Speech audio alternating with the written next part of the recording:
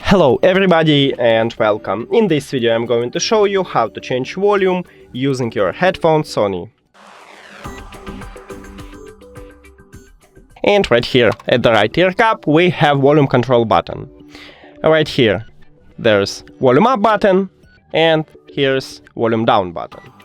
So let me play some song and I will show it to you. Now, to increase the volume we need to press the plus button.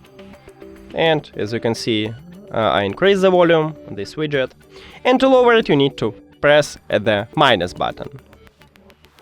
And here we go, I also lower the volume. That's it. Thank you for watching this video. If you found it helpful, please consider subscribing to the channel and leave the like on the video. See you later!